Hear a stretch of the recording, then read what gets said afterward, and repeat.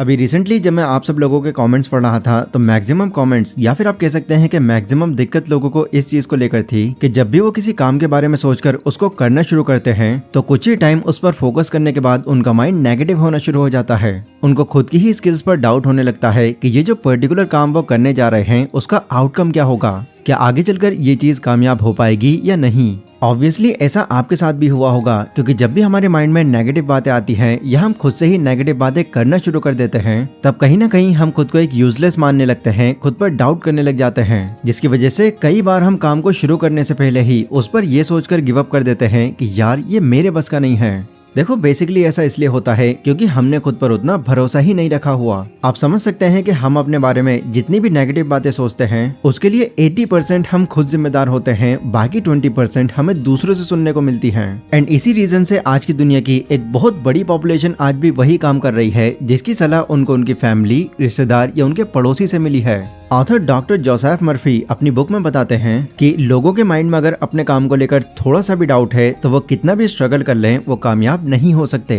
कामयाब होने के लिए आपका सबसे पहले खुद पर यकीन होना जरूरी है। आपको मानना होगा कि आप इस दुनिया में बहुत कुछ खास चीजें करने के लिए आए हैं। डॉक्टर मर्फी इससे पहले भी एक ऐसी बुक लिख चुके हैं जिसने लाखों लोगों की लाइफ चेंज कर दी, जो थी the power of your subconscious mind. तो हम मान सकते हैं कि आगे की ये जो नॉलेज है वो हम एक ऐसे इंसान से ले रहे हैं जो ऑलरेडी काफी लोगों की लाइफ में एक बड़ा बदलाव ला चुके हैं। इसलिए जो भी आपके सपने हों या फिर कोई गोल्स हों, अगर उनको लेकर आपके मन में थोड़ा सा भी डाउट है तो आज की ये जो वीडियो है वो इस सिचुएशन में आपकी पूरी हेल्प करेगी, जिससे आप ये जान पाएंगे कि कैसे आप इन नेगेटिव थॉट्स को कंट्रोल करके इनको पॉजिटिव बना सकते हैं।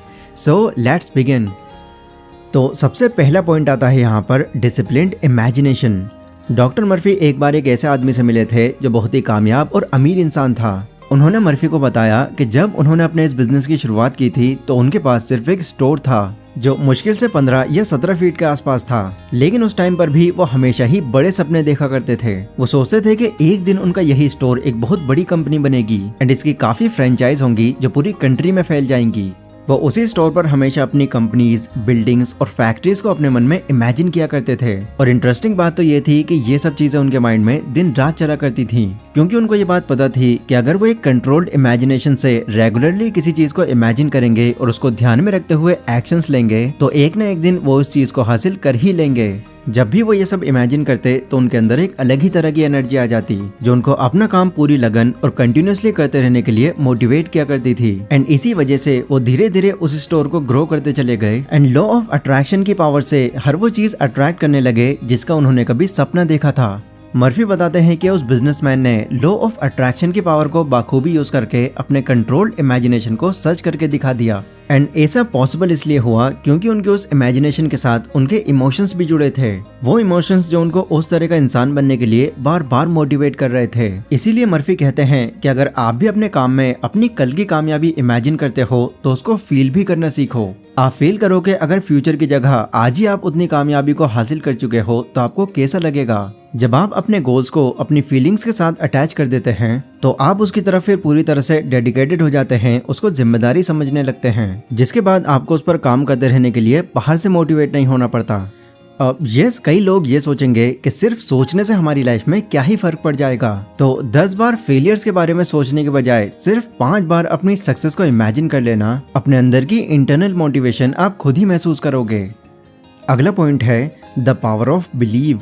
डॉक्टर मर्फी कहते हैं कि हमारा जो बिलीव यानी कि विश्वास होता है वही हमारा सबसे बड़ा वेपन है। इसके थ्रू हम हर वो चीज हासिल कर सकते हैं जो हमको चाहिए। पहले पॉइंट में मैंने जिस बिजनेसमैन की कहानी सुनाई थी वो बिजनेसमैन इसीलिए कामयाब हो पाया क्योंकि उसे खुद पर बिलीव था। वो कहीं ना कहीं ये बात जानता था कि जिन चीजों को आज वो इमेजिन कर रहा है वो चीजें एक न एक दिन उसके पास होंगी, और ऐसा हुआ भी। इस बिलीव की पावर को समझाने के लिए डॉक्टर मर्फी अपने एक रिलेटिव की स्टोरी बताते हैं। वो कहते हैं कि उनके रिलेटिव को ट्यूबरकुलोसिस यानी कि टीबी की बीमारी हो गई थी, जो टाइम के साथ साथ इतनी ज्यादा बढ़ गई कि उनके पड़ोसी का बच पाना लगभग नामुमकिन लग रहा था। बट उस आदमी का जो बेटा था उसने अपने आप से ये प्रॉमिस कर लिया था कि कुछ भी हो जाए मैं डैड को इस दुनिया से नहीं जाने दूंगा। उसने कहीं रास्ते से एक क्रॉस के जैसे आकार का एक छोटा सा लकड़ी का टुकड़ा लिया और उसे सोने की दुकान में जाकर उसको एक रिंग से अटैच करवा दिया। जिसके बाद वो भागता हुआ अपने डैड के पास आया और उनसे कहा कि ये रिंग मैं एक बहुत बड़े साधु बाबा से $500 देकर लाया हूँ। उन्होंने मुझको ये बताया है कि इस अंगूठी को जो भी छू लेता है उसकी कितनी भी बड़ी बीमारी हो वो सब खत्म हो जाती है। अपने बेटे की इतनी बात सुनकर वो उस रिंग को अपने हाथ में ले लेते हैं और उसको अपने हाथ में लेकर प्रेयर करते हैं और सो जाते हैं। अगली सुबह जब उनका बेटा उठता है तो वो एक चमत्कार देखता है। वो देखता है कि उसके डैड जो कल तक बहुत ज्यादा बीमार थे वह अब बिल्कुल ठीक हैं एंड डॉक्टर्स ने भी ये बोल दिया है कि उनकी ये जो बीमारी थी वो काफी कवर हो गई। अब अगर आप ये सोच रहे हैं कि ये चमत्कार उस रास्ते में पड़ी वो लकड़ी की वजह से हुआ था तो ऐसा नहीं है। उस बच्चे ने अपने डैड को जो भी बातें बताई थी वो बताई ही उसने कुछ इस तरीके से थी कि उन्होंने उसकी एक एक बात पर पूरा यकीन कर लिया और उनका यही बिलीव इतना स्ट्रांग हो गया था कि इतनी खतरनाक बीमारी से लड़ने में उनको इससे पूरी हेल्प मिली।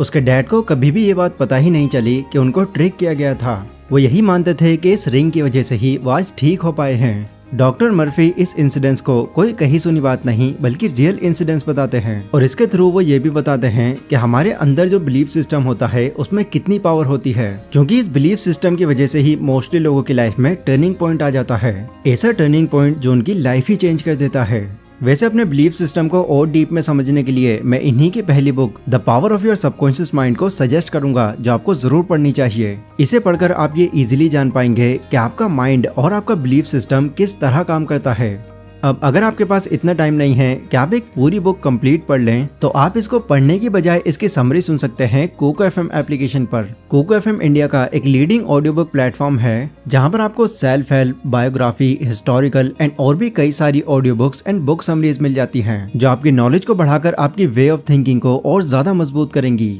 वैसे अगर आप डायरेक्टली इस एप्लीकेशन पर जाकर इसका एनुअल प्लान चुनते हैं तो इसकी नॉर्मल कॉस्ट पड़ेगी आपको 399 रुपीज। बट क्योंकि ये आज की इस वीडियो को स्पॉन्सर कर रहे हैं तो यहाँ पर आपको पहले 250 यूजर्स के लिए 50% तक ऑफ मिल जाएगा। यानी सिर्फ 199 रुपीज में आप दुनिया भर की कई बुक्स को एक्सेस कर सकते हैं जो दिन के ₹1 से भी कम है। तो कोको एफएम का लिंक आपको डिस्क्रिप्शन में मिल जाएगा, उसको जरूर चेकआउट करें। अगला पॉइंट है डेवलप राइट मेंटल एटीट्यूड। कई लोग इस बात पर यकीन करते हैं कि जो भी हमारे माइंड में चलता है या जो भी हम सोचते हैं हमारे एक्शंस फिर उसी के अकॉर्डिंग होने लगते हैं। डॉक्टर मर्फी का मानना है कि हमारे एटीट्यूड का हमारे एक्शंस पर काफी इम्पैक्ट पड़ता है। यहाँ पर वो अपना एक काफी पुराना इंसिडेंट शेयर करते हैं जिसमें वो बताते हैं कि उन्होंने पुनर्जन्म के ऊपर एक आर्टिकल लिखा था जिसकी कॉपीज को उस चर्च के काउंटर में डिस्प्ले किया गया जहाँ पर वो लेक्चर दिया करते थे। बट शुरू में उनकी वो जो आर्टिकल की कॉपीज थी वो काफी कम बिकी क्योंकि जो सेल्स गर्ल उस आर्टिकल को बेच रही थी उसे खुद मर्फी की पुनर्जन्म वाली बात पर बिल्कुल यकीन नहीं था। मतलब एक तरह से वो उस कॉन्सेप्ट की विरोधी थी। पर जब ऑथर ने उस सेल्स गर्ल को अपने आर्टिकल का मतलब और मॉरल समझाया तब जाकर उसको उनकी ये बातें समझ में आई। फिर इसके बाद उस गर्ल ने इतनी एक्साइटमेंट से उन कॉपीज की सेलिंग की कि कुछ ही टाइम बाद उनके सारे पैम्पलेट्स बिक गए। ना ये जो इंसिडेंस था वो कहीं ना कहीं एक राइट मेंटल एटीट्यूड की इम्पोर्टेंस को समझाता है और बताता है कि क्यों एक राइट मेंटल एटीट्यूड इतना ज्यादा जरूरी है। राइट मेंटल एटीट्यूड का मतलब है किसी भी चीज पर, लोगों पर, सिचुएशन पर शांति से और सोच समझकर रिएक्ट करना। आपकी नजर में ये दुनिया कैसी है? क्या इसमें सिर्फ बुराई, नेगेटिविटी और सेल्फिशनेस ही भरी हुई है या फिर इसमें प्यार, इंसानियत और यूनिटी भी है? अगर आप इन चीज को बारीकी से जानोगे तो किसी भी चीज पर रिएक्ट कर देने से पहले आप 10 बार सोचोगे और कहीं ना कहीं यही आपके असली एटीट्यूड को शो करेगी। इस पॉइंट में वो जो सेल्स गर्ल थी उसने उस बुक का कवर पेज देखकर ही ये जज कर लिया था कि ये बुक बिल्कुल बेकार है, जबकि उस बुक के अंदर क्या लिखा है इसके बारे में उसको कुछ भी नहीं पता था। जिससे डॉक्टर मर्फी को ये जानने में बिल्कुल देर नहीं लगी कि इसका जो एटीट्यूड है वो एक नेगेटिव डायरेक्शन में है। इस लड़की की तरह ही इस दुनिया में और भी कई सारे ऐसे लोग हैं जो बिना बात की जड़ को समझे बस चीजों को जज करने में लग जाते हैं। वो 5 सेकंड में ही सामने वाले की सिचुएशन को देखकर ये बता देते हैं कि ये अच्छा है, ये बुरा है, ये सही है या ये गलत है, जो कुछ और नहीं सिर्फ ये शो कराता है कि उनकी सोच और उनके एटीट्यूड पर उनका कोई कंट्रोल नहीं है। एंड ऑथर के अकॉर्डिंग अपने खुद के काम में भी हमेशा नेगेटिव सोचते रहने का ये सबसे बड़ा रीजन होता है। इसलिए हमें चाहिए कि हमारी सोच सिर्फ यहीं तक ही सीमित ना हो। हम जिस भी इंसान या जिस भी काम को बुरा मान रहे हैं हमें बुरा समझने से पहले ये पता होना जरूरी है कि उसके बुरे होने के पीछे का असली रीजन क्या है। और ये रीजन दूसरे लोगों के ओपिनियन का नहीं बल्कि आपकी खुद की सोच का होना चाहिए। जब आप इस तरह से अपनी सोच बना लेंगे तो आपके फिर चीजों को एक तरफा देखने के नजरिए में काफी बदलाव आएगा। ये सभी बातें मैंने आपको डॉक्टर जोसेफ मर्फी की second book believe in yourself से बताई हैं। इस बुक को वो हर उस इंसान को सजेस्ट करते हैं जो कहीं ना कहीं अपनी सोच और अपने आइडियाज को लेकर डाउट में रहता है। वैसे इस पूरी बुक की समरी आपको कोको एफएम पर भी मिल जाएगी, आप वहां पर भी ये सुन सकते हैं। बाकी ये वीडियो अगर आपको पसंद आई हो तो इसको लाइक और शेयर जरूर करें। इसी के साथ कमेंट सेक्शन में आप लोग मुझे बता सकते हैं कि अगली वीडियो आप कौन से टॉपिक पर चाहते हैं। पर अभी के लिए बस इतना ही। Stay safe, stay healthy, take care.